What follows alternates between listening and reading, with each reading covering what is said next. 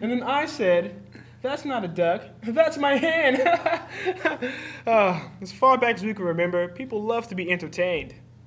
And theater was just one of those many outlets. Theater was the resource for entertainment and knowledge. But now, with the evolution of the internet, theater is practically unknown. Hey, Spencer, want to go to the theater and watch Hamlet? What's theater? People still search for entertainment. Just with the help of the internet now, instead of the theater, it has turned to YouTube. So the creators of YouTube had a really hard time sending videos back and forth. Dude, I can't find purple penguins anywhere. I wish there was a thing called YouTube. Yeah. Such a good idea. So before YouTube, it was really hard to share videos.